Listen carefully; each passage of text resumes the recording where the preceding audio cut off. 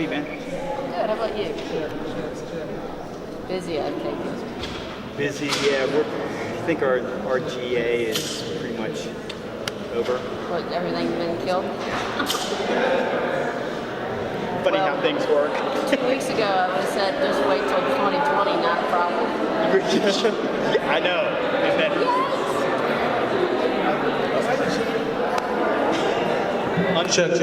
unprecedented. Check my yearbooks. Yeah.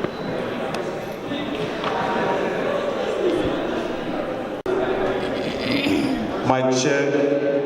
1, 2. Hello. Hi. How's everybody doing? All right. So my name is Deron Chavis, and today is a really amazing day. It feels great outside. I want to just thank everyone for deciding to spend a little bit of time indoors with us today for a provocation, right, of sorts. We're here at the Institute for Contemporary Art to have a conversation about race, place, and gentrification in Richmond, Virginia. We entitled this forum, Richmond versus Everybody. I'm gonna start this conversation, or at least do a little bit of an intro and give you the inspiration around which this forum was birthed. So, a little bit about myself. I'm a native Richmonder. I was born in Richmond, Virginia. I was born on South Side. And it wouldn't be until I reached my 30s, probably about 36, that I first had the opportunity to go to Reveille Church. So I don't know if many of you are familiar with Reveille. Reveille is one of the oldest religious institutions in the city of Richmond. So this particular day, I was taking a tour, a garden tour, right? I have a bunch of folks that I work with. I work for Lewis Skinner Botanical Garden. So I had this amazing opportunity to walk with some folks through gardens around the city. And so one of the stops was Reveille, right? And the tour guide explained as we, approached the building, the church building, that this is one of the oldest churches in the city, right? And she expressed that from the doorway of the church in the 1600s, early 1700s, that this building was bequeathed, or that land was bequeathed to, these early, colonizers of Richmond, Virginia, by the King George of England, right? And that from the doorway of this church on Melbourne and Patterson, that one could at one time see to the James River, and that all of that land had been bequeathed to the folks that, own the church, right? So that was something like 50,000 acres that was bequeathed to the colonizers of, this area.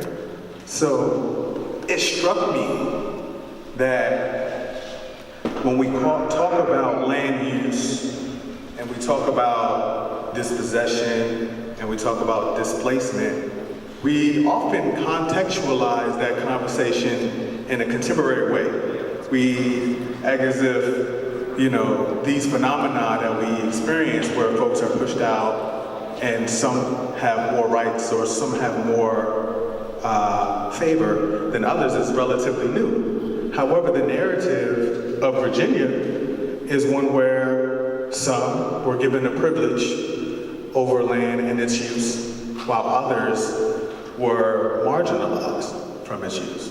So, it was it was intriguing for me, kind of like a light bulb moment, like, oh man, we're thinking about this thing all wrong. That this phenomenon of folks being displaced from neighborhoods, from places, is not new to Richmond. It's not new to Southside. It's not new to Church Hill. It's not new to Northside, you know, it's ingrained in the very fabric of this country, right? So earlier I said I was born in Richmond, raised in Richmond, so I have a very vivid memory in watching the transformation of our city, right? I recall watching the removal or destruction of Blackwell, right? Blackwell housing projects was removed in the late, 90s, early 2000s. And so I had friends, family even, that lived in Blackwell, right? And so what we see today in terms of an area, with the dialogue about whether this is Manchester, whether this is Blackwell, whether this is Swansboro, when I was growing up, it was Blackwell, right? And nobody wanted to live there because the housing projects and crime and all of these ideas that are rooted in the conversation around benign neglect were a reality, right?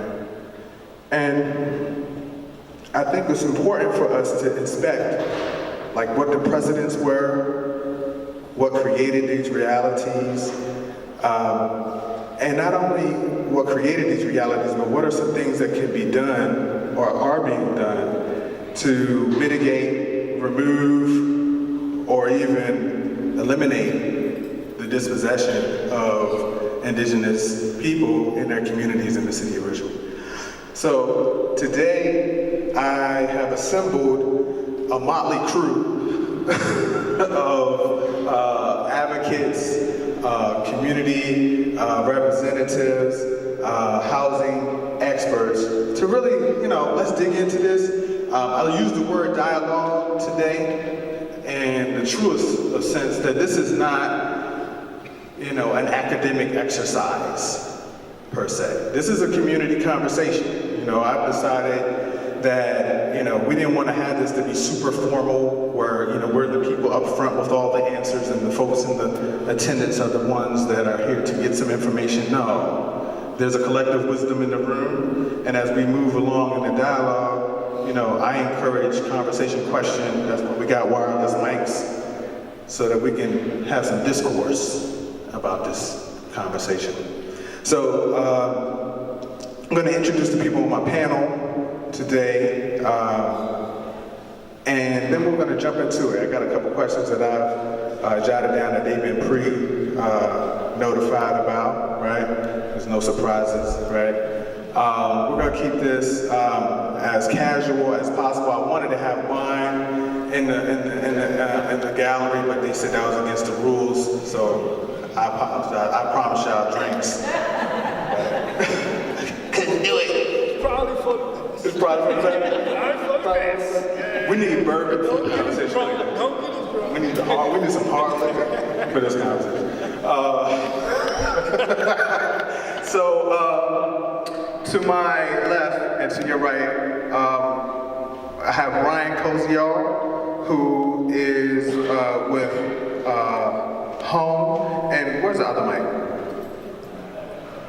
Brian, I'm gonna let you introduce yourself. You already did. Well, I just tell a little bit. I'm gonna pose a question for you and each person that's on the panel.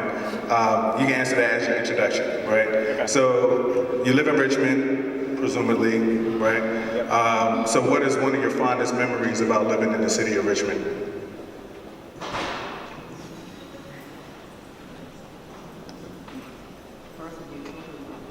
Yeah. Thank you. Good afternoon. My name is Ryan Kozo. I've worked with Housing Opportunities Made Equal here in Richmond. I've been in Richmond for about 15 years. I grew up in Charlottesville, Virginia. Richmond has given me a lot of good memories. I was married here in a house in Battery Park. Both of my children were born while we lived there. Made a lot of really close friends. Hopefully have done a lot of important work. So yeah, maybe, what can top having children, getting married. Those are my fondest memories. All right, pass the mic. I got to his right, or in my left, we got Jonathan Knopke of the Maggie Walker Community Land Trust. And no, before you, I give a round of applause for Brian for showing up today.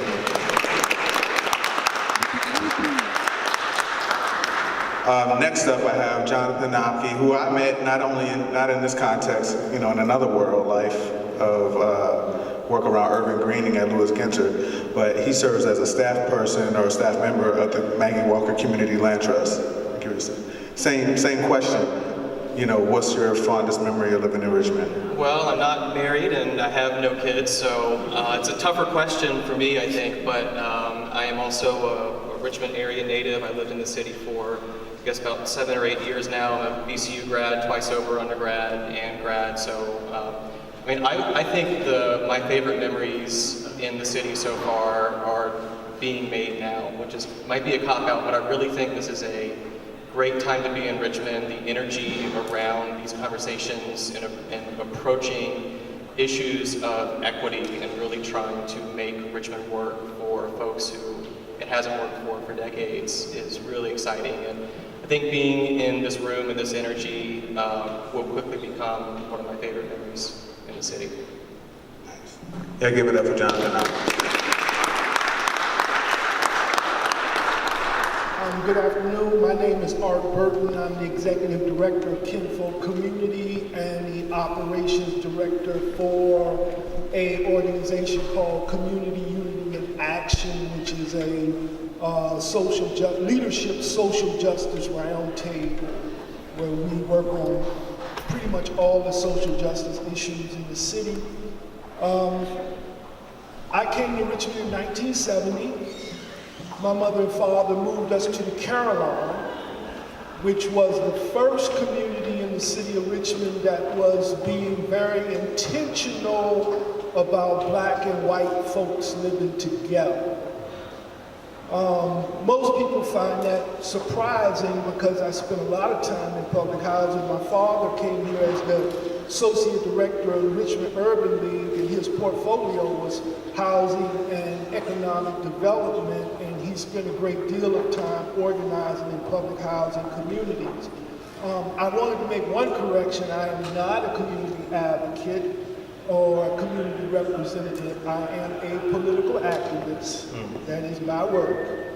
And my work is in the defense of black communities and black people. That is what I spend the majority of my time doing. And so it's a pleasure to be here with you guys today.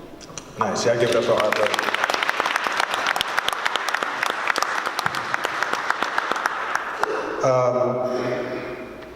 Next, I've had the pleasure of spending the last 6 to 8 months with this brother. Over the last 6 to 8 months, we've been co-joined at the hip as fellows for the Richmond Memorial Health Foundation and their Health and Equity Fellowship. So it's been a really amazing opportunity to learn a lot more about the work that you're doing. Willie Hilliard, right? Yes, the man. So I wanted to give the people a little bit of a rundown. He's with the Brooklyn Park Area Association, right? So for those that might not know who you are, give them a little bit of a background about what you do and what's one of your favorite memories about living in Richmond. Thank you. My name is Willie Hilliard. Y'all, this is hard for me. I don't like to talk about myself. I'm a native Richmonder, native Northsider. Right now, I am the executive director of the historic Brooklyn Park Collective, formerly known as the Brooklyn Park Area Association, which I am a business owner on Brooklyn Park Boulevard.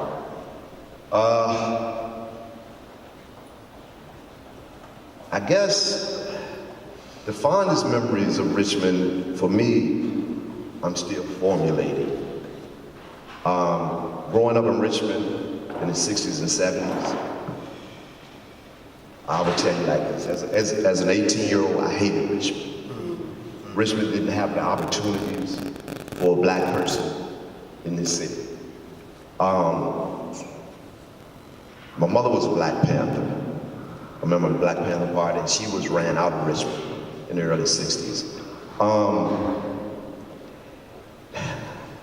I would say that the Richmond that I see today, I love Richmond. I just wish she was here to see it. She's no longer with us.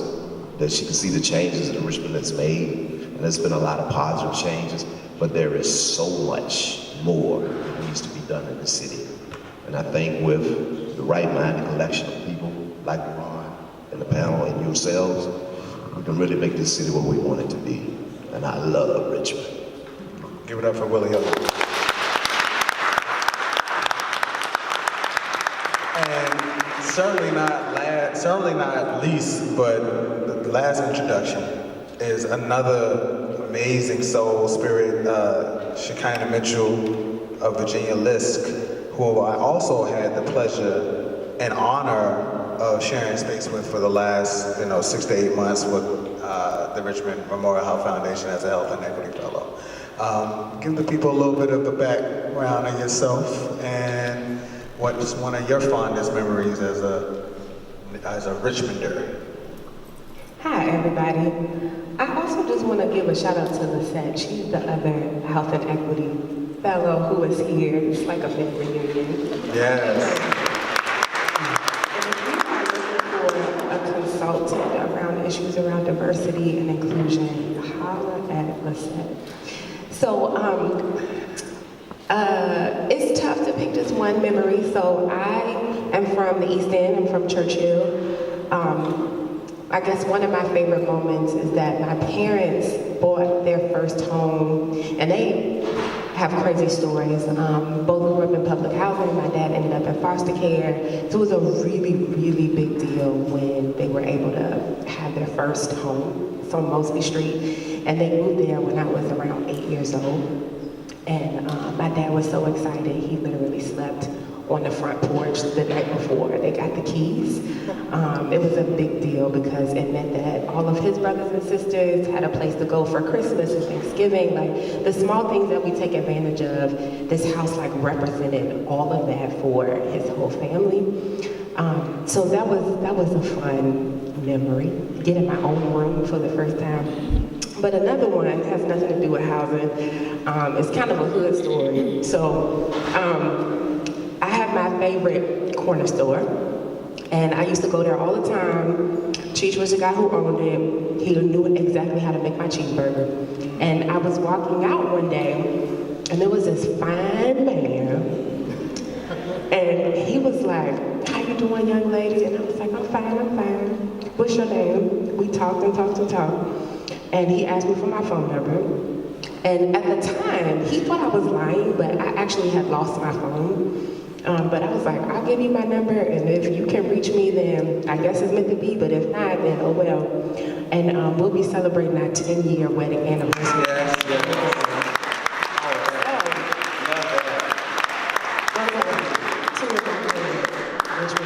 That's magnificent.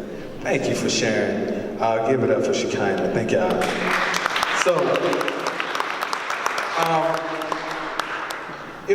I'll start this off by telling a story. So, I grew up in Southside. I was raised off Hopkins Road, right? Which I just found out maybe like a year ago was called Dearborn. I had no clue that was the name of the neighborhood. Go figure. But I now live in Northside. So I live in a house that is third generation. My fiance, her grandparents bought the house in the 1950s. They moved into Northside from Church Hill. For those who are not familiar, people of color have been migratory around the city of Richmond, since its inception, right? We hear stories about Jackson Ward, we hear stories about Barton Heights, we hear stories about East Richmond and Church Hill, but the narratives of people of color in the city, correspond with some of our, the same stories about desegregation and white flight and massive resistance. Like people have moved around the city as a result. We talk about redlining and things like that. We can get into that a little later. But this story struck me because, what happened is that Northside is experiencing an acceleration or an increase in property value, right? So after my fiance's grandparents passed away, they left the house to my fiance's mother, who, lived on a fixed income. She's on disability, right? And so as the property values increased, we live in a house that's oil-based heat, right? So, it becomes a question as, do I pay my taxes or do I live in a cold house in the winter time, right? So it kind of quickly got out of control. So me and my fiance said, okay, what we're gonna do is we're gonna come in and we're gonna take over the mortgage, right, of the house. And so I met my aunt-in-law, and she recounted this story about how when she was young in her preteens in the 1950s, latter part of the 1950s, that this family, the Marshes, were one of the first families to move into Northside, right? And she said something that just blew my mind was that, someone had burned a cross in their front yard on the corner of North Avenue and Meredith, right? We probably pass up and down that street every day. But in the 1950s, someone was burning a cross on her front yard as being one of the first African-American families to move into Northside, right? And so I say this to contextualize, this week, I know a lot of us are exhausted by, what's going on with the government in terms of Northam and, Herring and all this different type of stuff. But, our grandparents lived under threat of Klan activity, right? So that's my mother's generation, my grandparents, right? So it's not too far along ago where someone was afraid of their safety as a result of a Klan hood. And in the context of blackface, I think it's important for us to be aware of where this stuff comes from, that this is about racial tyranny. And in that moment, someone was trying to scare this family from living in a particular neighborhood, right?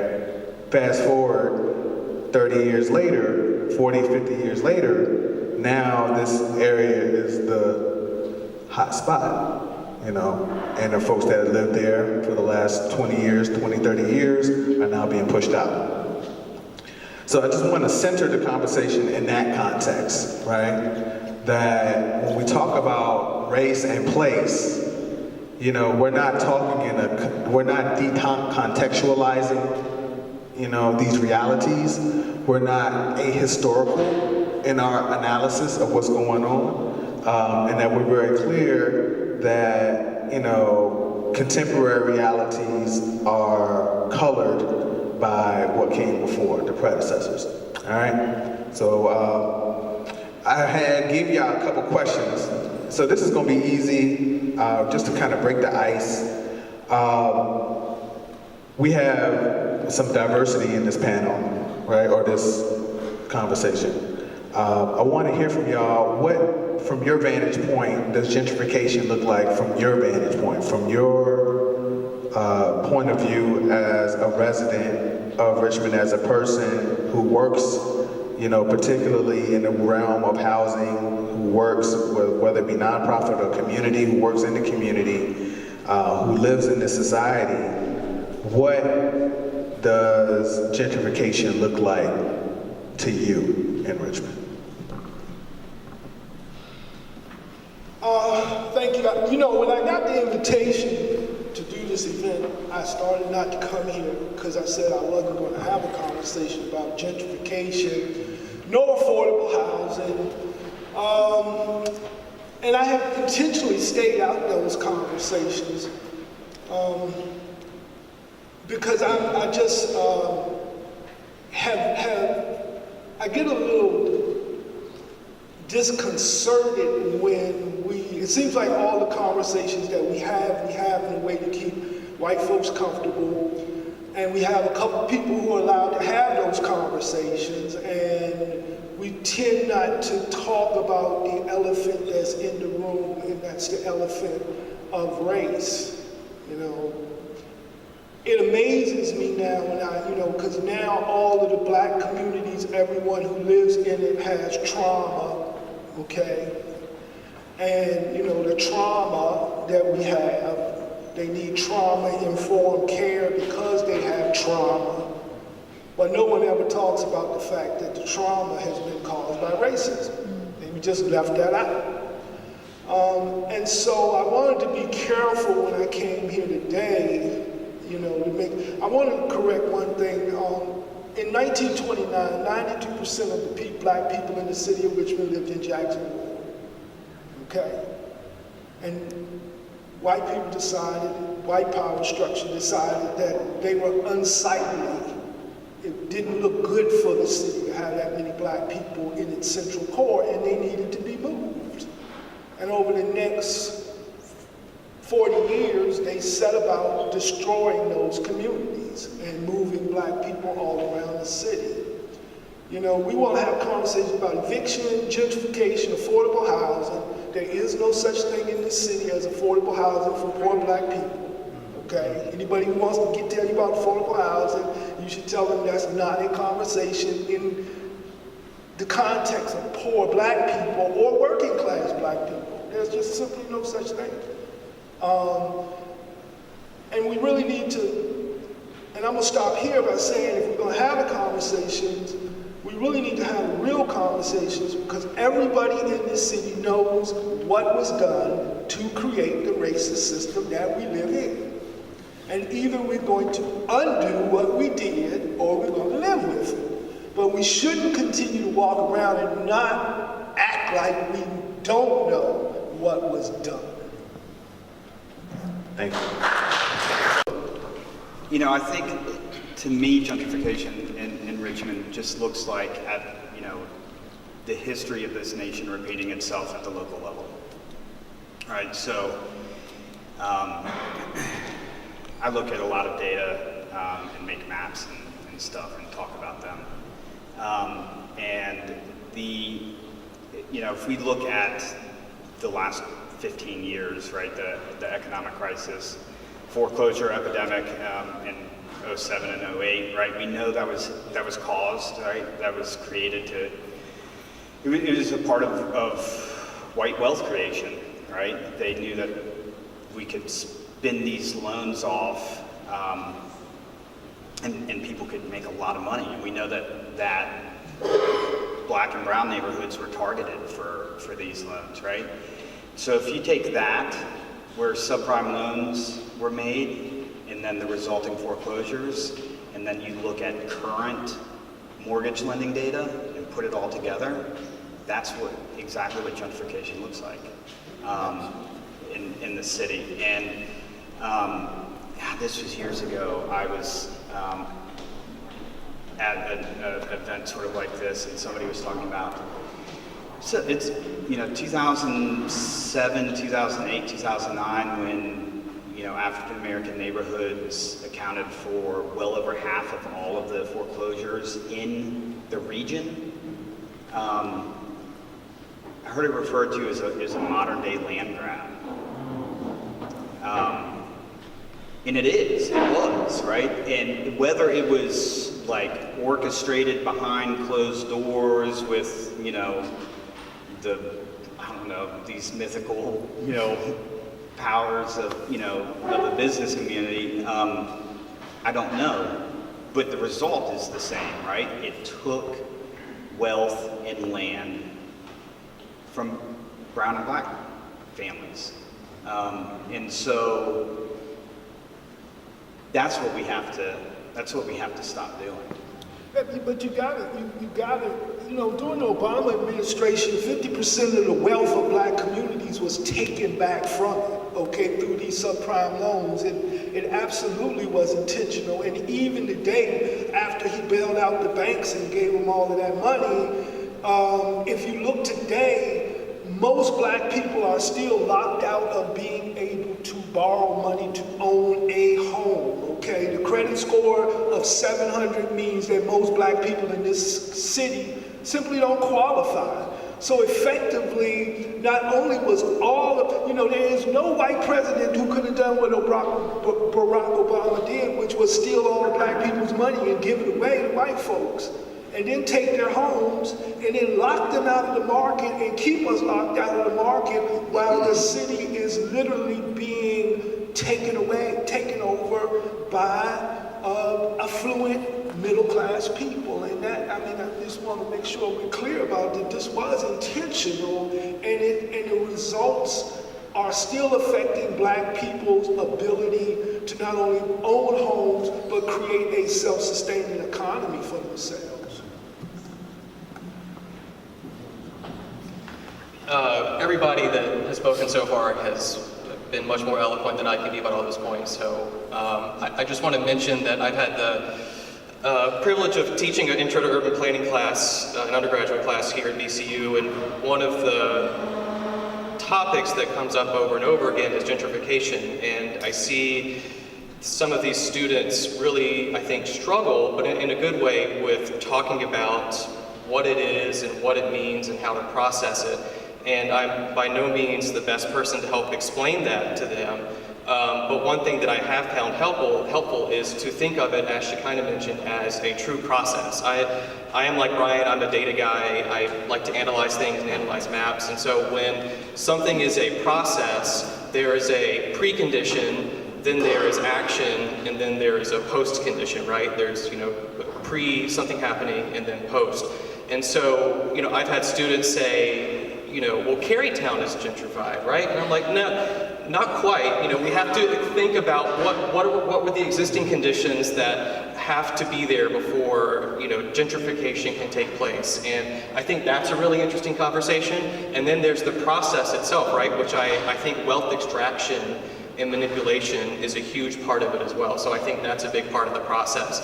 And then an almost entirely different conversation is what is the end result of that, and what is that post condition that happens in these neighborhoods, and is that post period of time, how stable is that? Does the neighborhood cycle again? I think we've seen, as Duran has alluded to, changes in neighborhoods, especially in Richmond, dating back hundreds of years, have happened over and over again.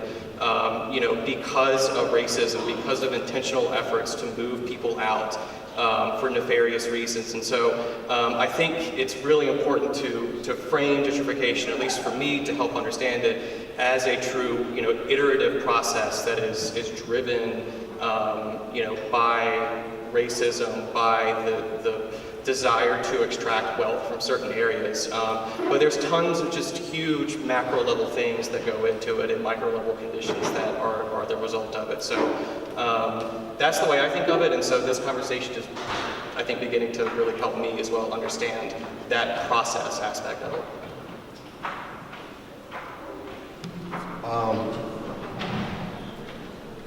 I don't like the word gentrification. I don't like the term affordable housing as well. We'll get into that later. For me, gentrification is intentional, cyclical racism.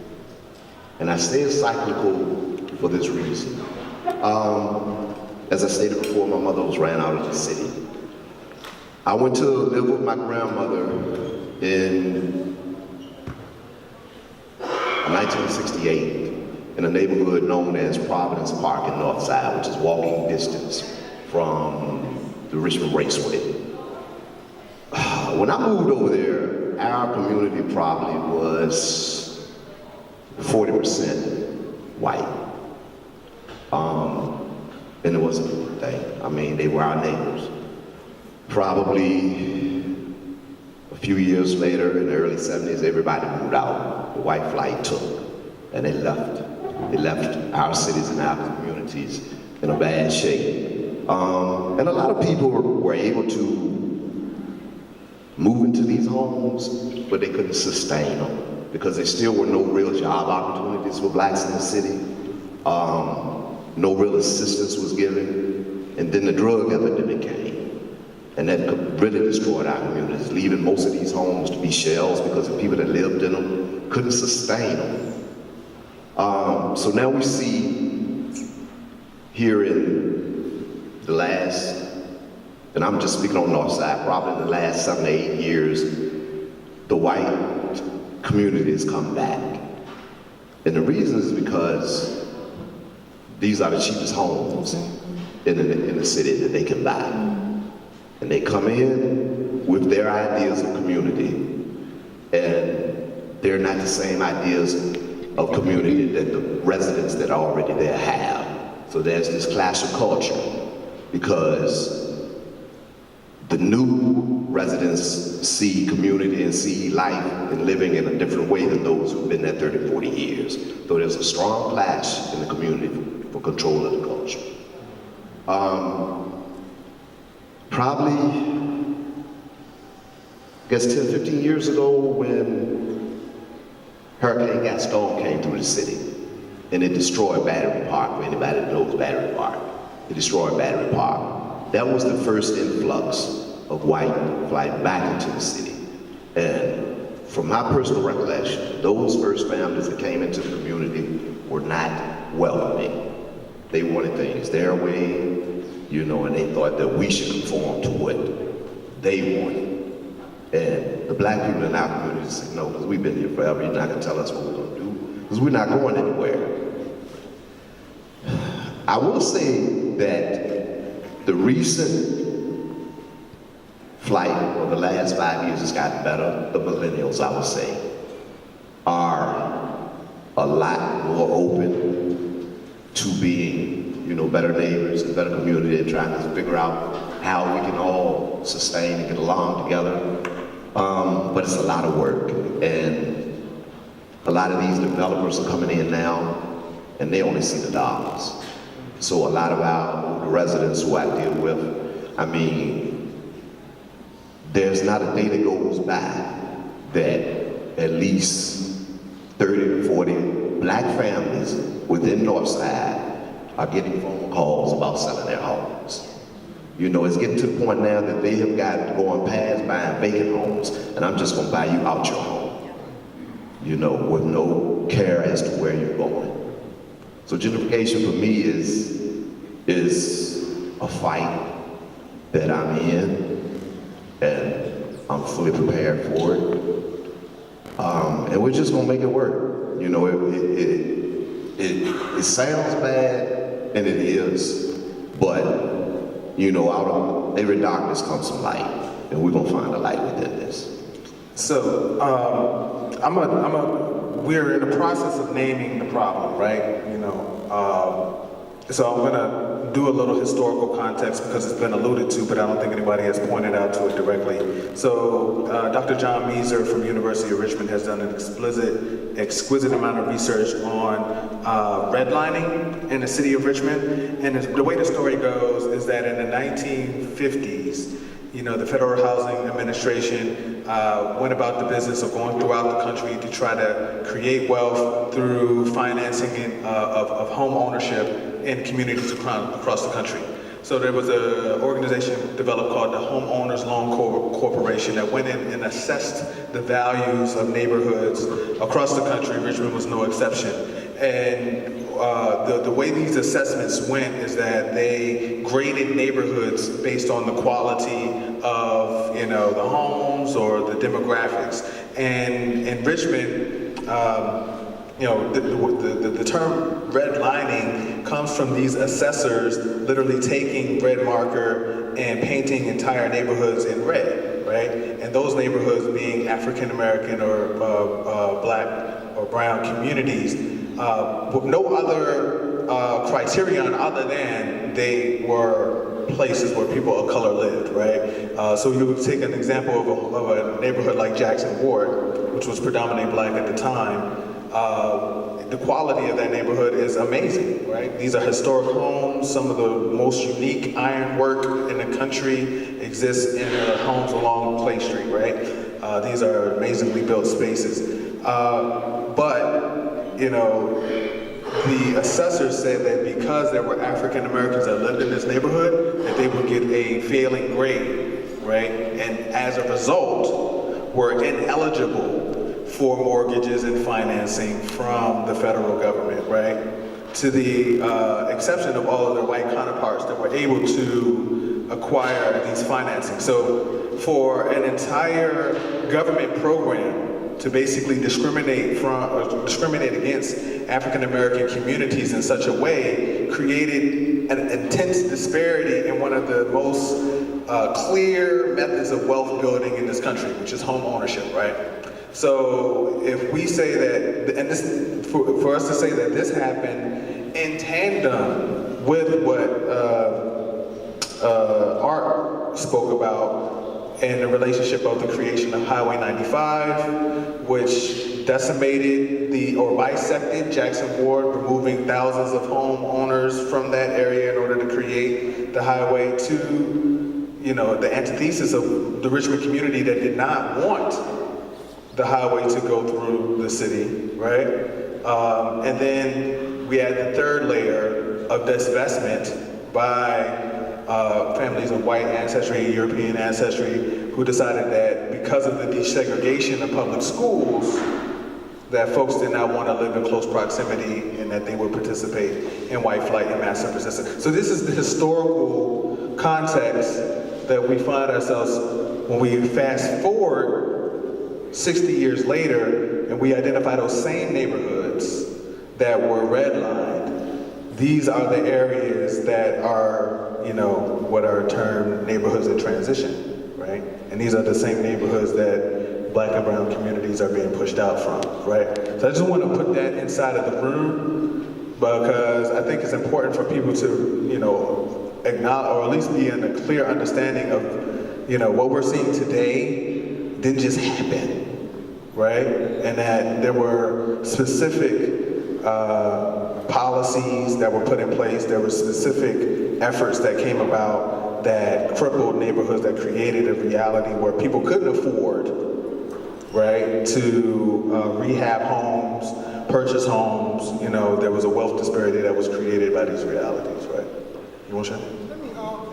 And I want to be careful not to relegate this to a historical moment or a moment done by just the government, because when I decided to come here, I didn't want to just come here and say it's just racism, y'all. And so I decided I would look up the definition of gentrification. And under number 2, it said it is an intentional violent act created and perpetrated by powerful corporate interests, okay?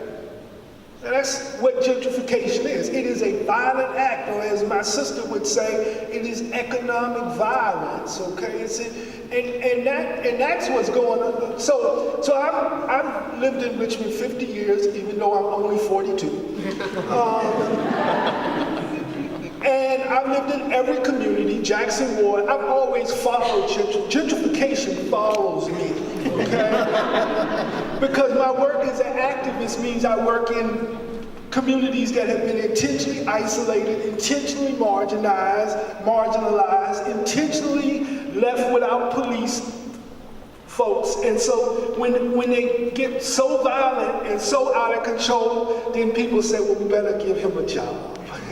And they call me in and to try to help change these communities. And so I'm always one step ahead of gentrification in Jackson Ward, Highland Park, and now Church Hill.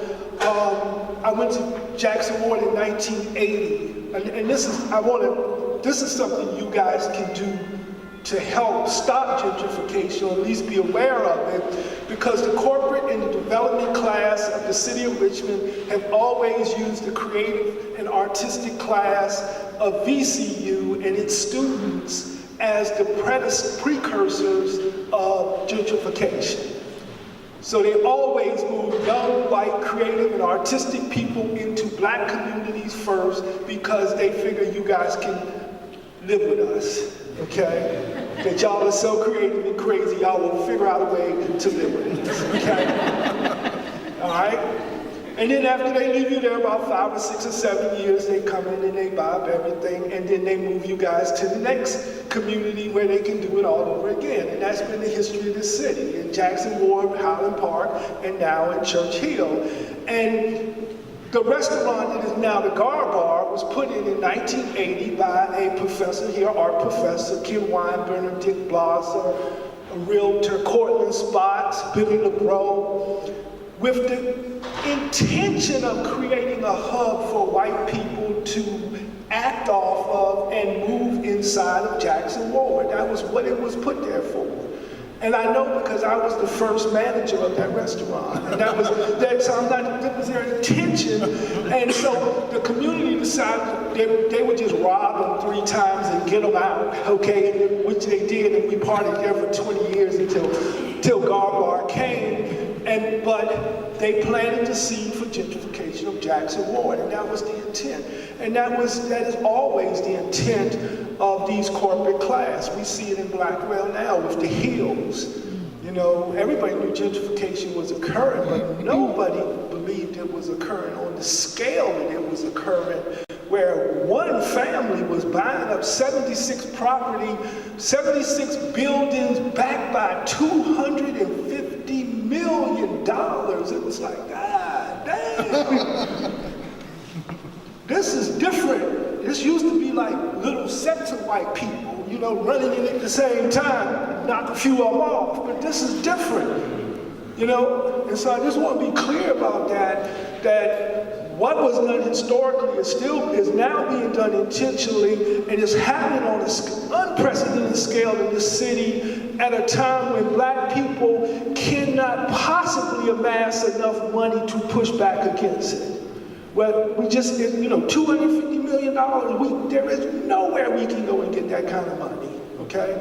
So I just want to be clear, but you guys can recognize what is occurring as you move into these communities. And if you understand how you're being used to aid and abet that, then maybe we can start having some different conversations about how we build and transform communities organically. So I'm gonna throw the second question out because we spent a few minutes on this. I want to get to these 3 to 4 questions that I posed. I don't get to do this much, y'all, so. Hey, look, Art, I'm so glad you're here. Look, seriously. So, Brian, you know, you're my resident numbers guy, right? So I'm going to ask you this question, and anyone can chime in, but I know you know or you're familiar with it because I've been in the room with you for a couple of these presentations.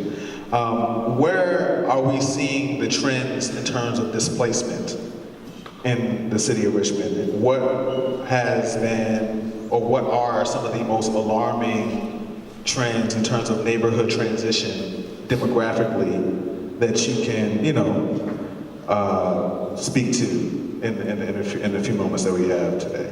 Sure. So, looking at just like demographic data, population data, right? You can look at changes over time relatively easily. Did a thing in conjunction with the Valentine a couple years back in which I actually did that, right, at a pretty detailed level. Manchester, and like we got into this whole thing about the names of neighborhoods, and the city has definitions of neighborhoods that differ from what residents think of as their neighborhoods. So I don't want to go down that path, but generally, like Manchester, that like warehouse industrial area that got completely redeveloped, in 2000, the U.S. Census Bureau found 1 person living there, right?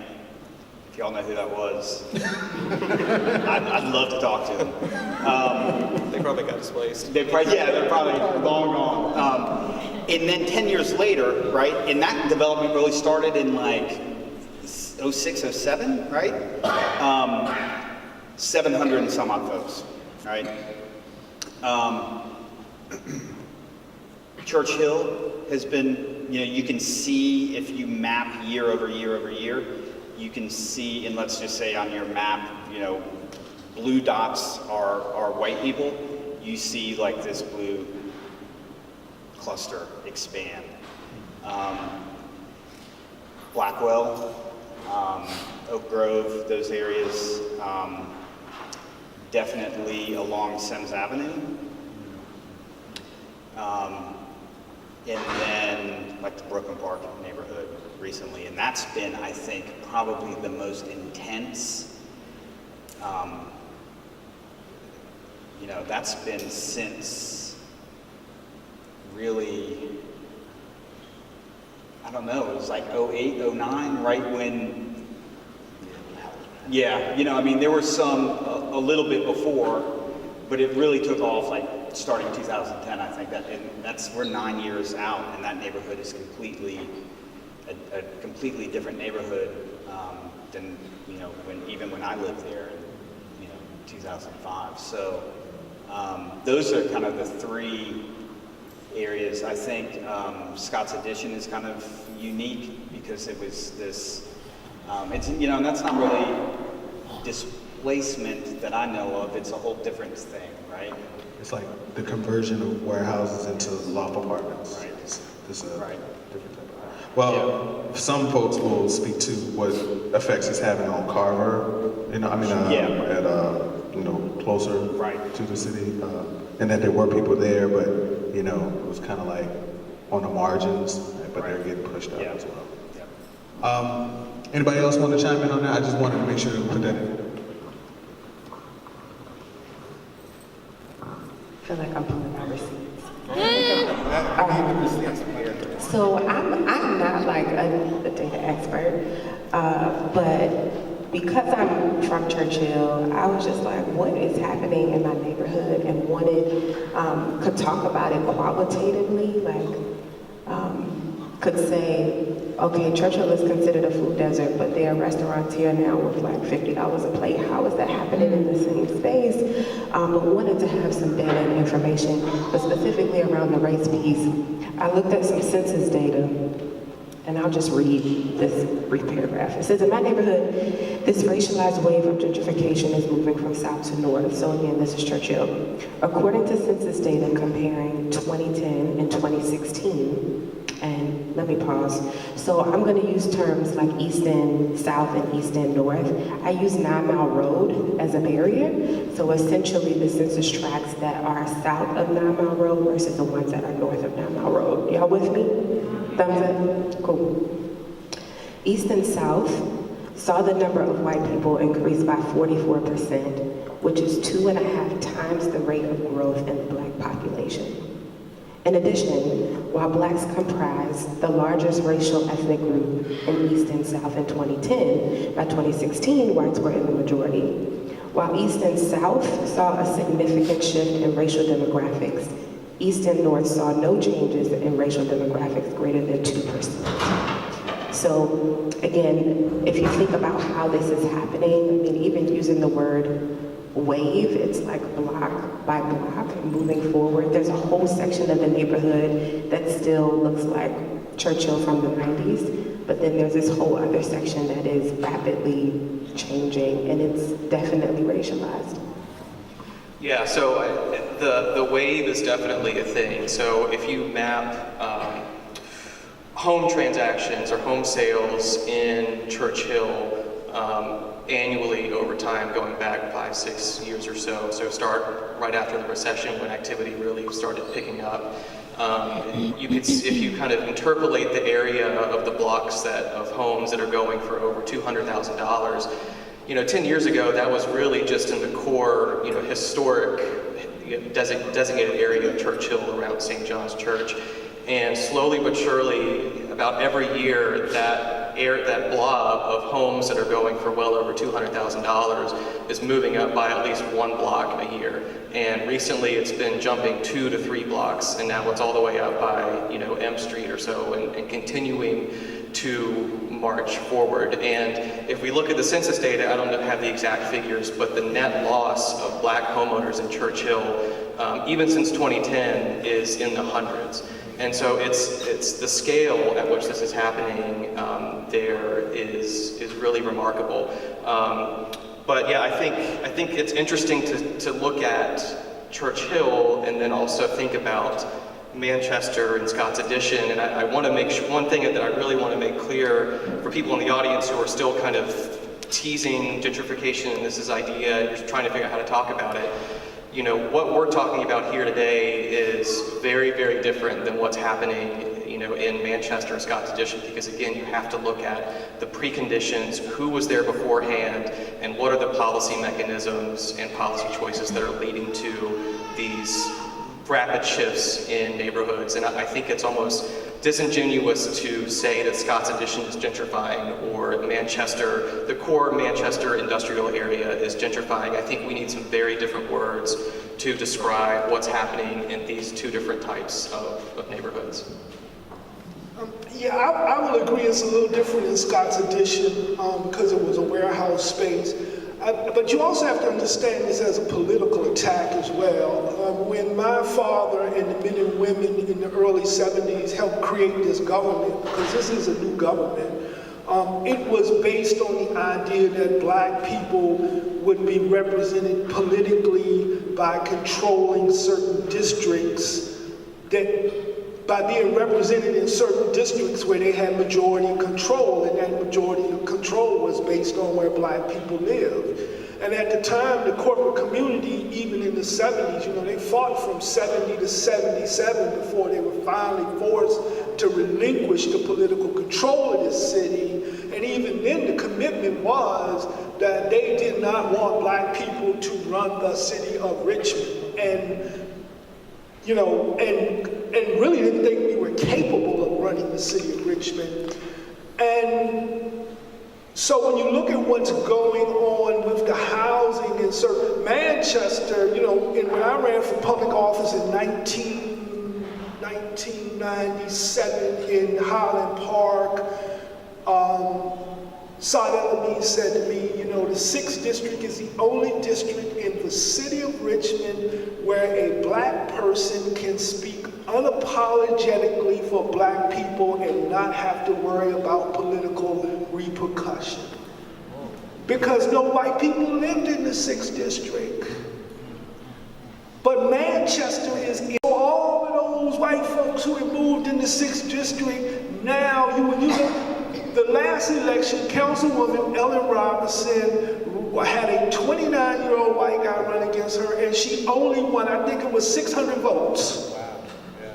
Yes, that's the change system, unprecedented. You may not even have black representation by the next election, okay?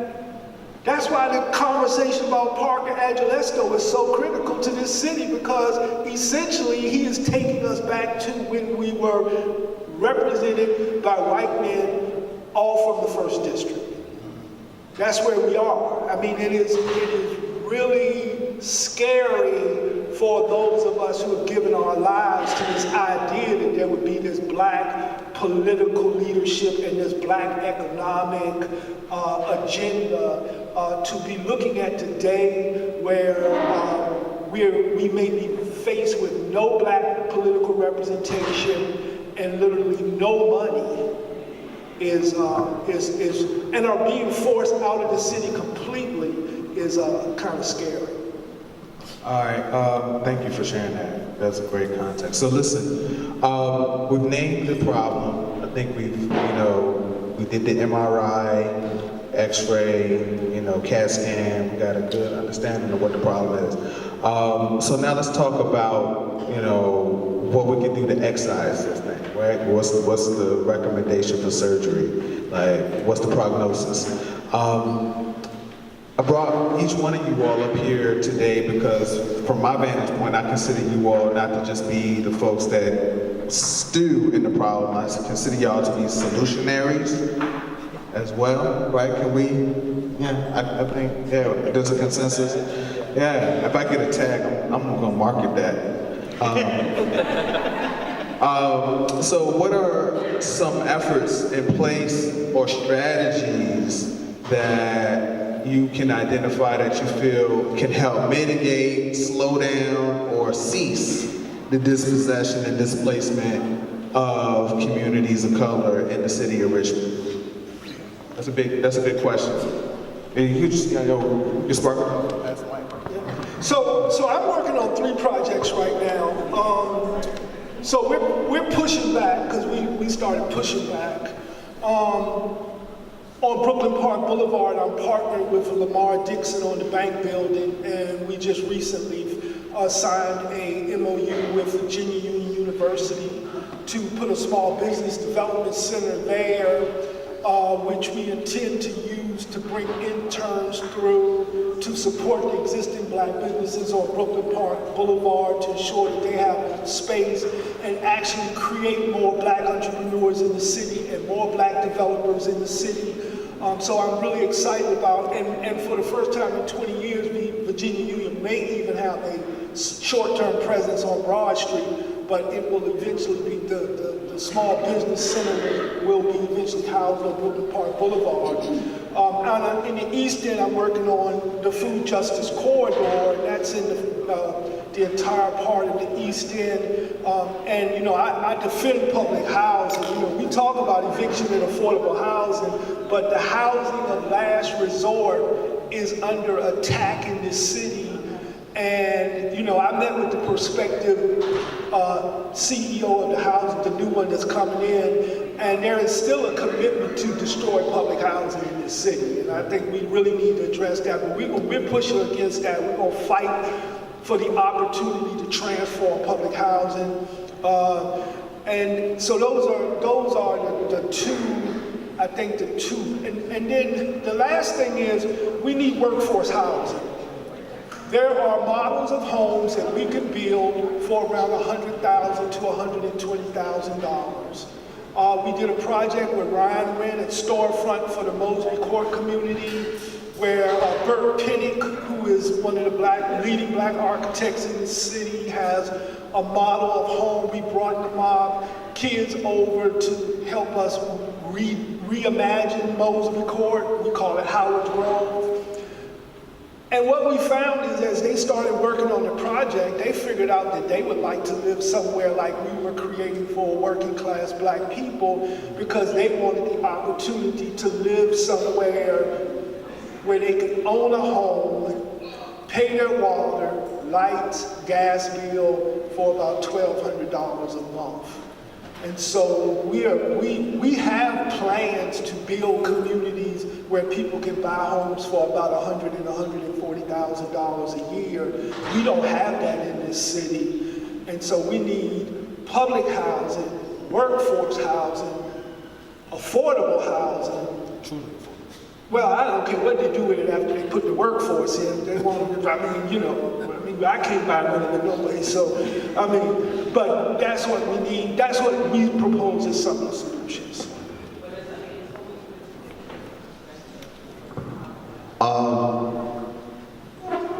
I will speak to Brooklyn Park.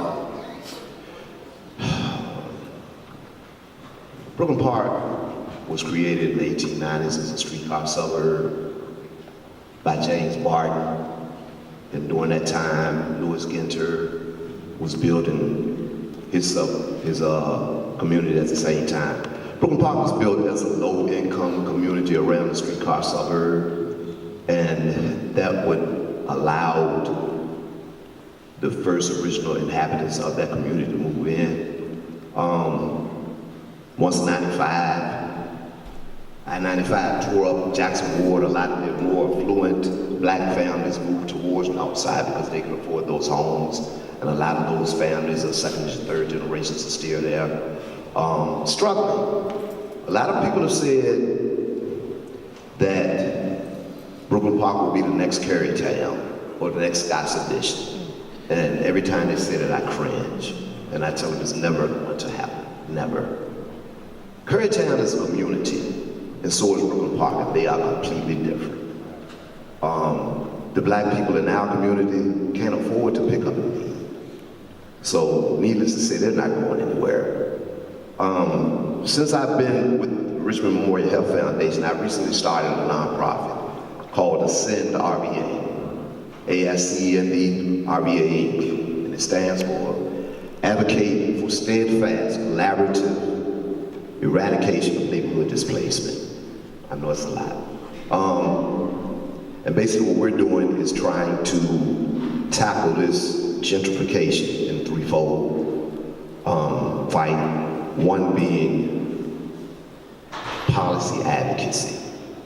And we're pushing at the state, Senate level to enact some laws. One being inclusionary zoning, which we want to make that a law of the land, which means that these developers who, while I don't like the word affordable housing, because these developers have learned the language of affordable housing, and they know how to use it to take advantage and get the benefits that we don't know or can't use. So we want to make community benefits agreements the law of the land, saying basically that if developers come into our community, you meet with the community and we lay out a joint vision of what we want our community to see, and we make that an agreement on paper that you won't price us out, and you will put in amenities and the green spaces that this community needs. Brooklyn Park does not have a grocery store. They're lacking green spaces, and even with the recent flight that we have now, white people within this community, we still don't have these services. Brooklyn Park still has crime, we have trash, we have graffiti that the city still looks at us and they look at our tax roll and they say, there's no money coming off of Brooklyn Park. So we don't concern that with them. So again, we're still dealing with those same issues. So we're trying to come with it and again, make it legal and make it the law of the land, so that if you can come into our community and do this work, then we want to be right there with you to say this is what we want to see, this is how we want to go. So it's a lot to do, but we're in this fight.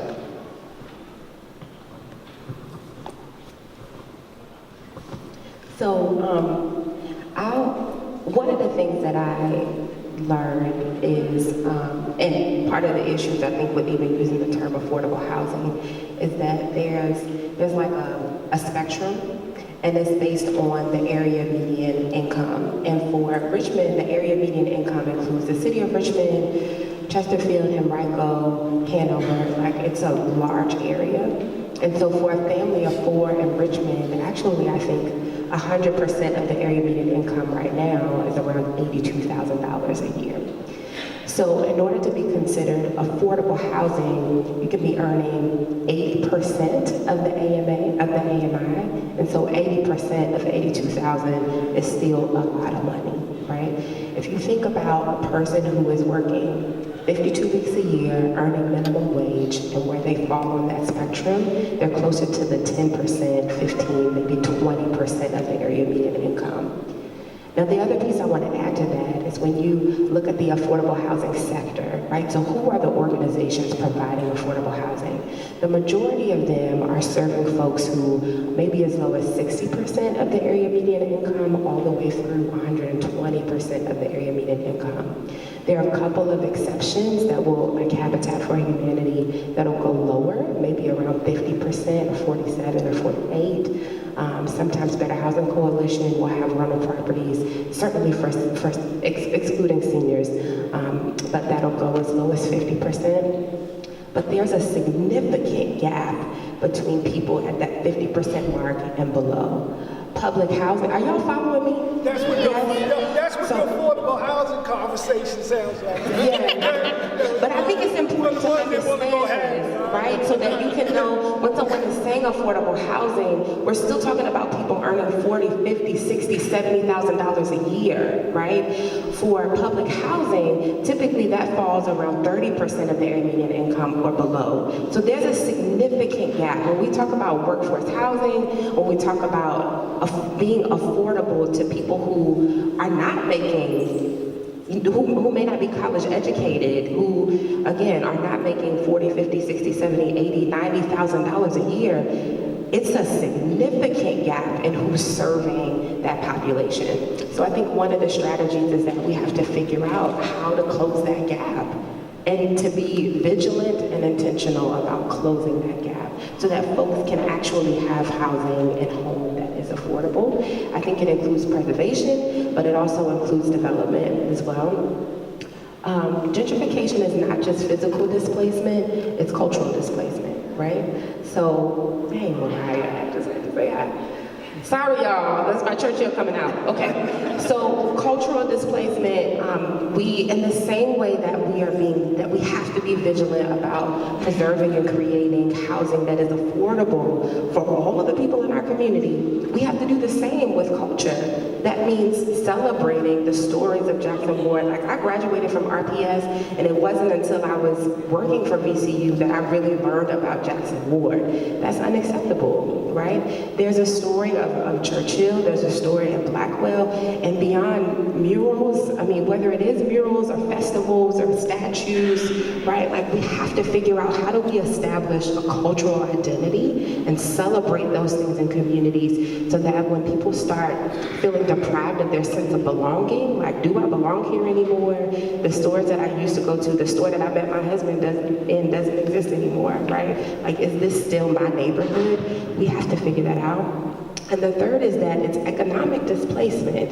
And so we have to find ways, I mean, similar to what Art was saying, we have to find ways to support development, encouraging Black developers, providing access to resources.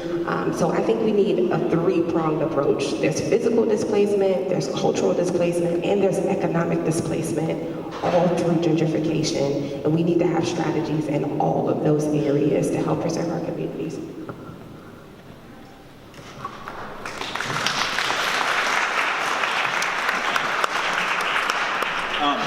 I totally agree. The one thing, well, there are a couple of things I think that economic equity, inequality, right, is that if we look at all of that data,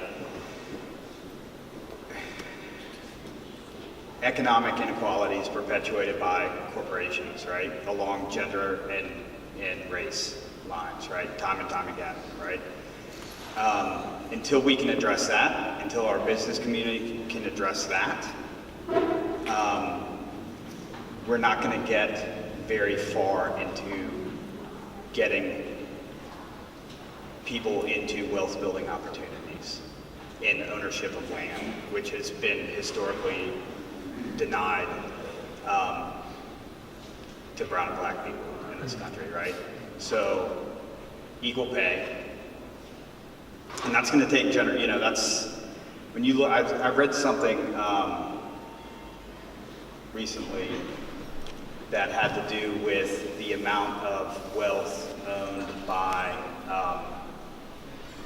the amount of wealth owned by people that inherited it, right? And it's significant, right? So it's like, I don't even remember the statistic, but there was I think a school in Chesterfield last year or the year before got in a whole lot of trouble for showing this little video. I think it was an animated thing, right? Of like, what was, yeah, Henrico, sorry. But it was basically showing like, it's like a foot race, right? And white people running from the beginning, right? And they're way ahead. And then like 1964, brown and Black people got to start running. And so, part of my job is to enforce the Fair Housing Act, right? And so there's part of that is like make sure people aren't being discriminated against and enforce that. The other part is to be affirmative. And so that's the part that we are all, I think, in this room on the same page that where we are right now was intentionally designed by primarily dudes that look like me, right? We have to be as intentional undoing that as it was created. And so that means wealth opportunity, that means not being afraid of what's gonna happen if some privilege disappears or goes away.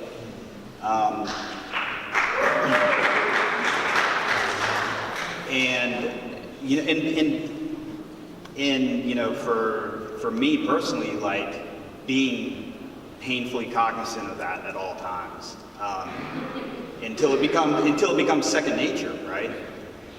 Hopefully. And then I think the other thing is being a good neighbor, right? I say this, I lecture and and stuff, and people are always like, well, what can we do? And that, varies on the person, but all of us can be a good neighbor. And I don't know what that means, because I'm sure I haven't been a great neighbor at times, right? But I also know that the best neighbors I ever had lived in Brooklyn Park. I moved, my wife and I moved onto Garland Avenue in 2005, kind of diagonal across from the first black woman that moved onto Garland in the 50s. Her son and his family lived right across the street.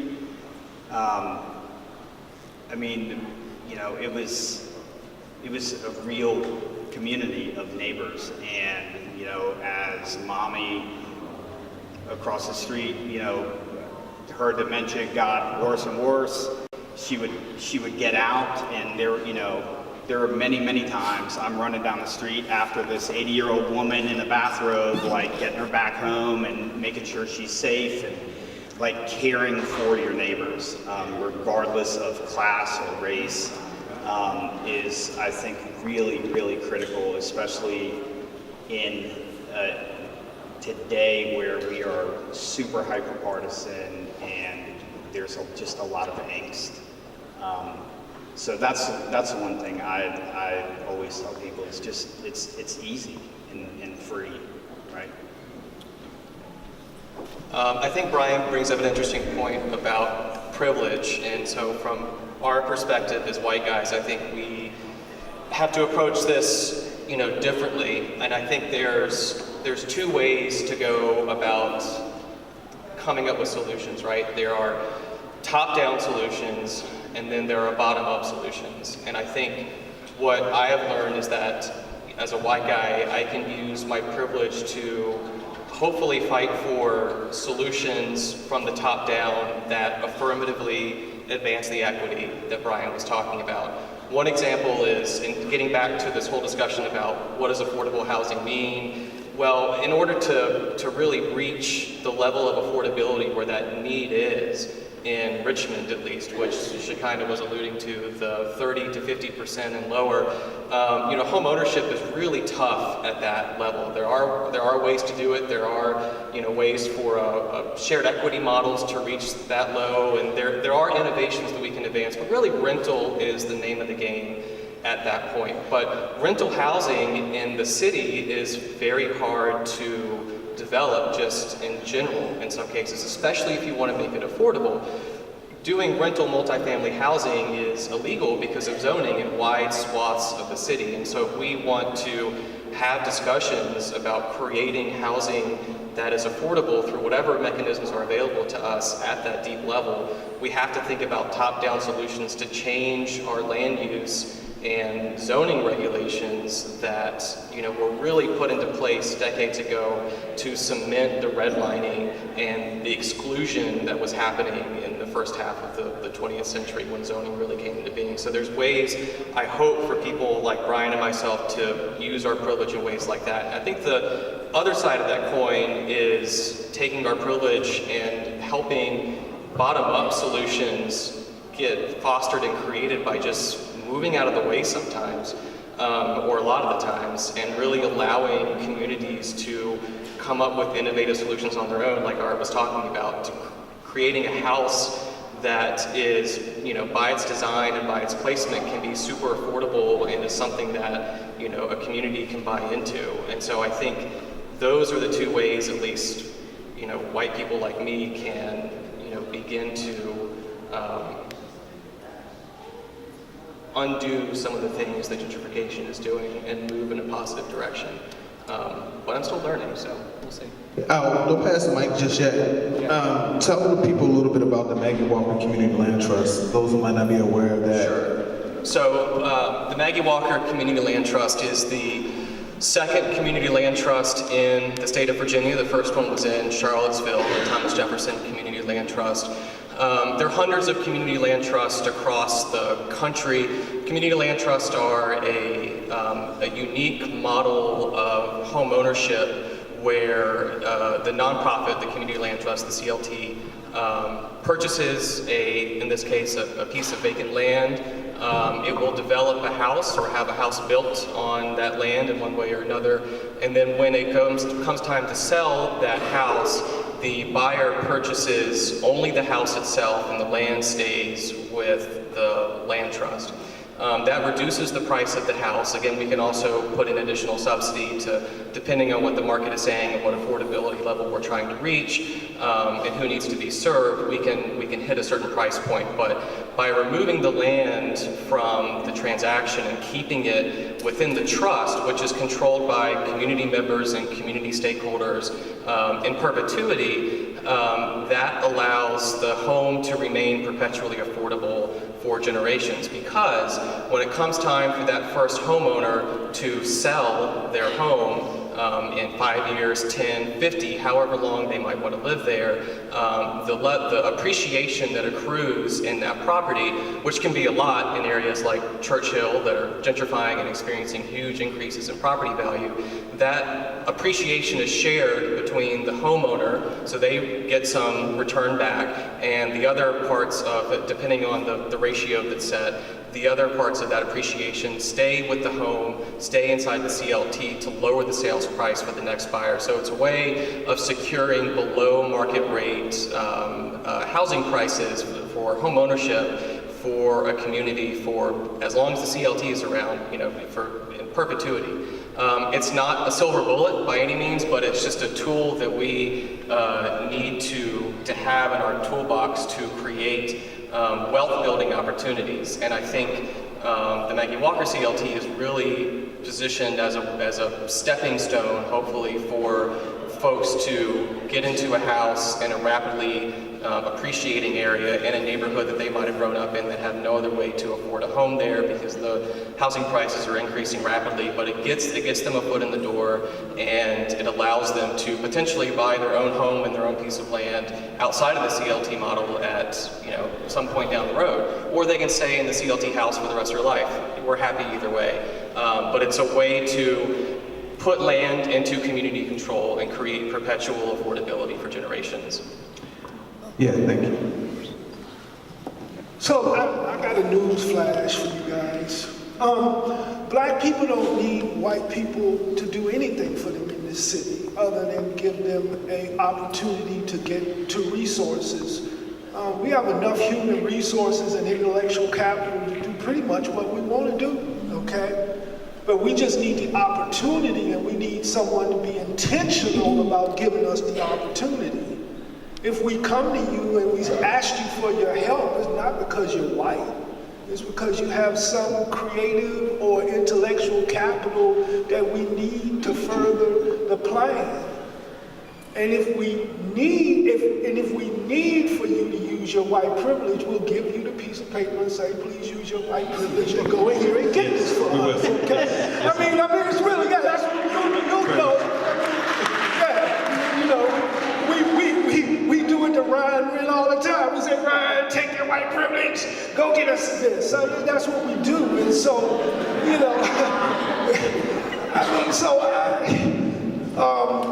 I'm going to just dedicate this last little piece to my sister, Lily A. Estes.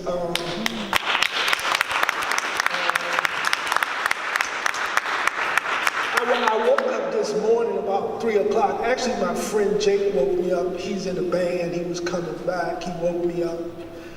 He said he had some pizza, and I woke up. I said, you know what, Jake? I think Lily has finally drove me crazy. I said, did I actually walk across the state capitol carrying a cardboard coffin singing "We Shall Overcome"? And he said, yeah, you did. He said, yeah, you really did. I said, okay, I think I've done enough. I was in a dentist. There was an old black lady. She was talking about living in a Tepper Brother house. I don't know, this is probably old. Tepper Brothers was a renter. And black people lived in his homes, and they were substandard and horrible homes. And she talked about how she would use newspaper to put between the walls to keep the air coming from in. And she talked about how every morning in the winter she would have to get a quart can to get oil to keep her house warm. And then she said public housing came. She said I had walls, they were concrete, but there was no air coming in them. She said for the first time in my life, I could turn the thermostat and get some heat. She said for me, public housing was the greatest thing that ever happened in my life. Y'all have heard us use all these words, have all these conversations: gentrification, racism, affordable housing, poverty, intentional bias. And I would strongly urge you guys not to wear any of our old stuff, because that's our old stuff. This is no longer a black and white world, okay? As much as we want to cling to it. I mean, the last time I used my pimp game, I was on the university, and I walked up to this sister. She was so beautiful, and I said, you know what? Us black people, we got to stick together. And she looked at me. She said, "What are you talking about?"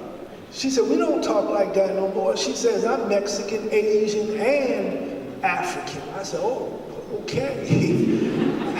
You know, we are past the place where we can look at people by the color of their skin and say who they are anymore, you know. We have the ability, we have the intellectual, we have the resources. What I love about this city is I know that this is a city that does anything it wants to do. We always have. We've always done anything we want to do, and whatever we're not doing is simply because we just don't want to do it, okay? That's just the reality of our city. We can build the next generation of public housing, not because people are poor, not because they are broken, not because their streets are dirty, not because they're violent, but simply because we want to do the next great thing.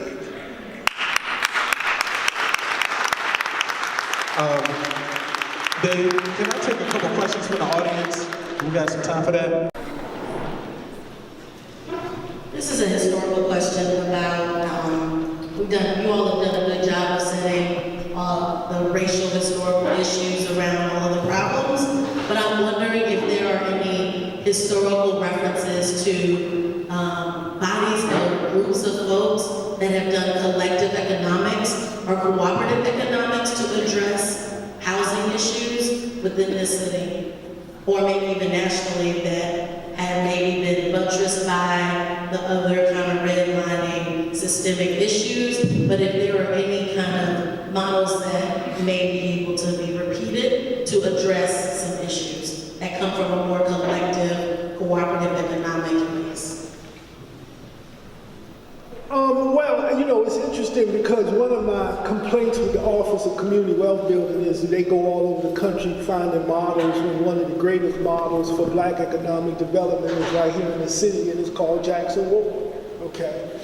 And we're very intentional about these large housing development efforts that require people to build 250 homes at a time, but black people have always built homes one at a time. And they've always helped each other build homes. And they build a home, and then they build a home, and they build a home, and they have a community. And so we really have to get back to where we give black people and black contractors and black developers the opportunities to build their own communities. If when you look at the work of Maggie Walker, you know, it started with small savings plans and cooperatives, and we're building that effort now with the Food Justice Corridor in the East End, and it's modeled after some work called Align Tennessee, where everybody comes together and is really intentional about solving a problem. And so that would be one. And then, of course, I think as African American people, you know, as controversial as it is, I think you have to look at some of the work that the Nation of Islam has done and is doing across the country as models of work. And then Duran can talk about some of the stuff that's being done on the food justice corridor side that ties into land and reparations around giving land back. I'm gonna throw this in there. In terms of the food justice conversation, there's a book by Jessica Danhart called Collective Courage, African American Cooperative Economic Development, and then Richmond is in the index of the book, right? How about that? The Red Circle Cooperative in Richmond, Virginia, in the 60s, built a cooperative grocery store in Jackson Ward as a solution to the lack of ability to go to the grocer across the street, right? They pulled their money, put it together, and made healthy food available for the Black community in Jackson Ward. And I think it's just amazing that as we have these conversations around food access and food justice in the context of, redlining, displacement, the non-neglected communities, and nobody has had a conversation about the historical precedent of the Red Circle Cooperative from 1960 right here in Jackson Ward. And I just want to put that in. Thoughts? Again, I'm trying to make sure that everyone has a chance to chime in. And yes, I your hand up. I'd like to say I've been a part of this gentrification issue since October last year. And I have moved everything from Hood, City of Richmond, Project Homes, whatever items that were given to me as far as resources to look into to see what I have done to take care of the issue. Twice a week I get 2 postcards with a picture of the house telling me that looks vacant, do I want to sell it? 3 times a week I get phone calls, robocalls, same time every day. Person wants to buy the house. I've gone down to City Hall, asked for information. The people in City Hall really can't refer me to anyone as far as resources to check into. The city's website still has White Jones's picture there for the mayor. I'm at a point where, by the grace of God and a representative from the property inspection office, the only thing that saved me at this point is bad weather. So I'm up against either I get the repairs done that the city says I need to have fixed, which I've been told would not have been cited in the first place had it not been for some of the people that are trying to buy properties in the neighborhood. So, when you're living, I work, don't make a fortune, I'm not middle class, I'm a widow. Do I sell my house and then try to live the rest of my years off what little I'm going to get? I purchased a home in 1987 for $33,800. 10% interest loan, never refinanced it. I paid the mortgage off 2 years ago.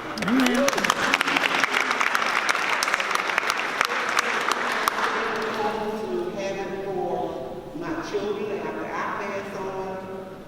What do you do? Community.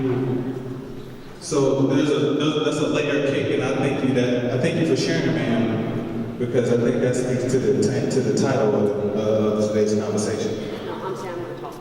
Okay, this is Laura Lafayette. Laura is involved in a great many affordable housing efforts in the city. So y'all make sure y'all connect and make sure that before we leave, we can get your information. We can figure out what some strategies that folks can circle around you. Because I know what you're talking about, right?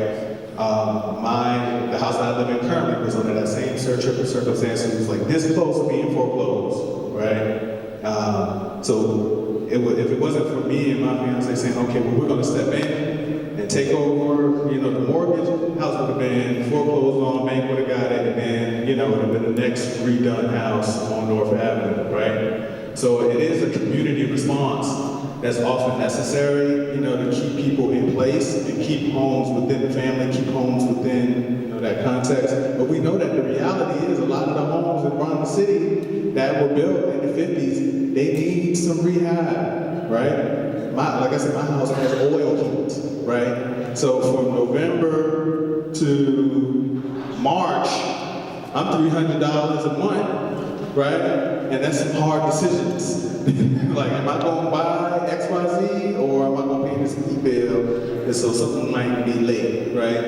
And I think a lot of families in the city experience the same thing. Their houses are not weatherproofed, you know, so the windows need to be redone, the roof might need to be redone, you know, there is no central AC or heat in the home. So, you know, we got to figure out strategies that we can help with just the everyday decisions that homeowners are having to make, right, in order to keep them in their home so that they can pay the taxes, you know, on it, or, you know, they can fight back on these developers that are trying to take the home away from them. Any other questions, thoughts, feedback? We've got 2 people here. Hey, this is an ideological question. It's for this gentleman right here. I'm sorry, I forgot your name. Right here, like, yeah. I'm just interested in the ideology. You mentioned Battery Park and how, you know, a lot of the white people started moving back in, and they have one idea of how a neighborhood should be, but the black folk that have been there for a while have a different one. Can you explain the difference to me? I'm really interested in that. I see what it is. Most of the communities that a lot of these white residents came from are 90% white, meaning that most of them have never lived around black people. So they have a concept of what they think community is from what they've grown up with, and when they come into our communities, it's a culture shock because they're not used to seeing the levels of denigration that a lot of these communities are being forced to deal with because we don't have the resources. I think the biggest issue in the city and the biggest impediment to this city is the education system. Plain and simple. And I'm an RPS graduate, but our school system is failing miserably. I worry about Northside and Brooklyn Park a lot because we're talking about homes that less than 10 years ago, a newly renovated house in Northside could probably run you 120, 150,000. Now we're looking at homes now that you won't get under 300. They're over 4, they're pushing for 5 now. And at one time, the only homes that cost that much were in Gibbon Park. Now they're all over Northside. So I'm living in a home that cost me $120,000. But you just put a home next to me now that's $450,000. So what's gonna happen to me? Now, when we have these millennials moving in, and when they have children, and our elementary schools are very good, I will say that. The elementary schools and Richmond public schools are good. But when they get to the middle school level, that's when the flight takes. That's when they leave. So what's gonna happen when they decide to leave again? And we have these $300,000-$400,000 shells just sit there, that no one is going to be able to just pick them up and run into them and live in them like they are now. So our education system starts one. That's the main thing. Also, a lot of these programs that are out here, HUD, Better Housing Coalition, I mean, they're good, but they're not good enough. There are a lot of grassroots efforts in the city going on that a lot of us are involved in, and that's where you really have to look at. I've been studying programs in other cities. In Seattle, you know, that has an advocacy program that is really doing great things in affordable housing. So we're looking at other cities and seeing what they're doing that's being successful that we can implement here in the city. Because, I mean, these organizations have been here for years and people are still starving. So some changes have to come. 2 things I'd like to add to the ideology part is that a lot of times when white folks come around black folk and look at the problems, the assumption is that there are problems because black people simply don't want to do anything about it, okay?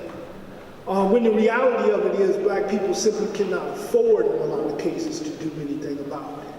So when you come into the room, as opposed to saying what you think needs to be done, maybe you could start having the conversation with people of color about what they have been trying to do and see how you can support that effort. Southern Garden Heights is, the challenge is that was a black middle class community made up of largely professional teachers, and there was white flight and then there was black flight of the middle class. And so in most white communities, you have a professional class of people that most black communities now, particularly in the city, don't have. They just all are gone. I mean, if you want to build a house, you can find a carpenter, plumber, electrician, you're good. But if you're looking for a teacher, a businessman, an accountant, then you're going to start to have problems. And so some of it is about return of intellectual capital to black communities so they have the resources to be able to help figure out how to solve their problems. They know what they want to do. They just need the intellectual capital and the resources. And so, but those are some of just my observations and suggestions that I would make. Thank you. Good evening, everybody. I just want to start off by saying thank you to the orchestrators and the participants of this event. You guys have done a really good job. Before coming here, I'm a freshman at BCU. I'm from Newport News, Virginia. Before coming here, I've had conversations for months about gentrification, and I've had extreme difficulty understanding what this actually is before tonight. So thank you guys for my question is, what does this look like from the standpoint of someone who's in a home, who's becoming a victim of this? Because I simply lack the experiential part of that, because I've never owned a home. I'm 18. But what does that look like? You know, like, how does that start? Does it start with the phone calls? And like, what does that mean? And why are they forced? What does that forcing look like? So I'll just jump in and I'll pass it to him. The first thing that it looks like is, okay, when someone purchases a home in a neighborhood, right, the value of that home, there's a website, there's an assessor's value to that home, right? So somebody comes in and purchases that home above the assessed value, right? That raises the value of the homes in that general area, right? So multiply that times not 1, not 2, but times 10, times 20, right? When those homes are starting to be purchased above the assessed value price, then everyone that was living in that neighborhood prior now has to pay higher taxes, right, on their home, right? And so what that does is it could be a slow shift, right? You know, maybe it's $100 extra a year, right? But in some cases, it's like from $200 to maybe $1,600 in taxes in a year, right? So that's a drastic shift. And so if you as a homeowner become delinquent on your taxes, right, then you are at threat of losing your home, right? So once you become delinquent on your taxes, then the house becomes tax delinquent, then the house can be taken from you, and then now you are displaced, right? That's the homeowner side. From a renter's side, right? As a renter of a home inside of a community that's rapidly transitioning, your rent might be $650 one year, right? But as the neighborhood becomes a hotter commodity, that next year it might be $700. Next year after that might be $750. Then the person that owns the property that you're renting might sell said home, and then now says, okay, I'm not renting next year. I'm going to upgrade the entire house, and now I'm charging $1,050 for the house, right? So then that means that you as a renter are now displaced from the area in which you live. So market factors, and I'm going to stop there and let some of my other folks that maybe can allude to some more of the elements to this better than I can. Sure. So yeah, just anecdotally, two things come to mind. remember a couple years back, barefoot running was this thing, like people were running barefoot. I was living on Garland, and I saw a white guy running down my street barefoot, and I knew at that moment that that neighborhood was gentrifying. Right? Like that was the tell, right? I was also, about a year after that, at work doing something, and I was like, sometimes I'll be like, have to get on Google Maps, and like I'll be looking at whatever, trying to find a property or whatever, and Google Maps like captures, you know, it's just a car. I actually I got on Google Maps out in front of my house waving at the thing, but anyways, which for me was like, I've reached it, like, but I was like looking up in Church Hill, and like there were these 3 young white guys walking down the center of the street, in a neighborhood where that was out of place, right? And I was like, that's what it looks like. But as a neighbor, right, that has kind of lived in gentrifying areas, I've seen it as people passing away, right, in older neighborhoods, because, you know, Brooklyn Park was, and still is, an older neighborhood, right? So attended more funerals than I would have liked to of neighbors. Seen it as job loss. And I've seen it as people moving to the counties for schools, right? So there's a lot of forces at play. So it's just a complicated thing of what it looks like. But if you see running barefoot. Just really quickly, I'll add. So, one of the favorite stories I talked about was my parents buying that house, right? For them, while this is a complex, nuanced issue, the value that their house has been increasing is a wonderful, wonderful thing. Right, so they say to me, Shekinah, basically, you're not gonna have to take care of us when it's time for us to retire, because we're gonna tap into the equity in our home, right? And that's one thing. To just a side note, we have seen income, we've been closing the gap in terms of income inequality, but it's the wealth gap that's the big thing. Like for Black folks, it's $17,000. For white folks, it's $271. And 2/3 of that is property ownership. And so being able to have financial resiliency, so that if I do lose my job or something happens, I can tap into some cash or some equity is important. So for my parents, who again bought this affordable home years and years and years ago, having that equity is building wealth for them because they're homeowners, right? If you are a senior on fixed income and you can't pay your taxes, you are in jeopardy of losing your home. For me and Demetrius, we don't own a home yet, we're renters. So for us, it looked like having 5 different addresses in 4 years because the rent kept going up and the amount we could afford in terms of square footage kept going down. It also meant, honestly, there were times in the process that we felt robbed of our dignity. So I'll give you an example. We were staying in a house and they decided, you know what, the property is going up. We need y'all to move out in the next 30 to 60 days because we want to sell the house, right? And like moving is expensive. So you gotta have enough for the deposit. You hoping that the house is in good shape, you can get your deposit back.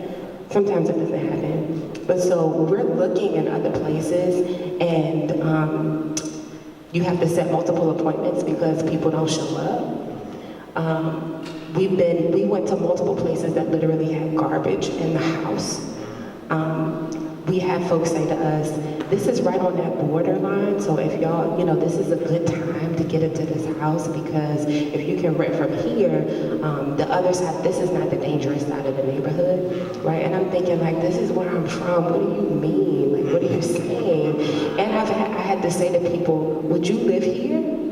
Like, would you live here based on what you're showing? But we haven't talked about capitalism, and that's just the general laws of supply and demand and greed, and this basic human need that we all have for home. and for shelter is attached to this like wealth building capitalism system.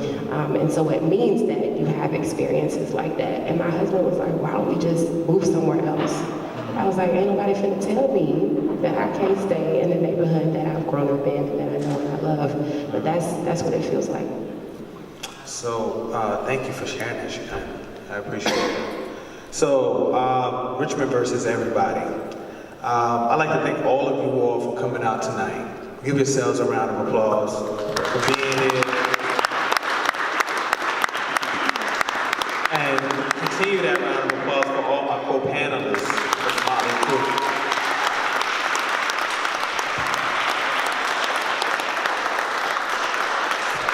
So from here, you know, I was on Instagram and somebody was like, yeah, why should I come to this? I said, you ain't never been in nothing, like I do it, you know, I had to encourage them. I'm leaving you with some homework, all right? First off, I need you to Google home, housing opportunities made equal. I need you to Google the Maggie Walker Community Land Trust. I need you to Google the Richmond Food Justice Corridor. I need you to Google the Brooklyn Park Area Association and the Ascend. The Historic Brooklyn Park Collective. Historic Brooklyn Park Collective. And, you know, Shekinah, should I say Virginia List? I need you to look up these organizations that are doing work to address these issues on a day-to-day basis. It's imperative for you as, you know, community to plug into these organizations, find ways to support the work that they're doing, connect with them on an intrinsic level, right? It's not just about like a transaction, it's like these organizations need people power to push it forward. They need funding, they need ideas, they need ambassadors. So if you have time and energy and are passionate about this topic, you have been introduced to 5 organizers and organizations that are dedicated to addressing these issues that have been so eloquently discussed today. Lastly, you know, make sure you follow all of the social media for Beautiful RVA, which is at everything Beautiful RVA, and Deron Shavers. I'm not gonna hold y'all up anymore. I know we're supposed to get out of here tonight. Shout out to Rashid Johnson and Monument and the Institute for Contemporary Art here at BCU for allowing us to have this amazing event here today. Thank you, David. And y'all make sure y'all take a lot of Instagram photos. Shout out.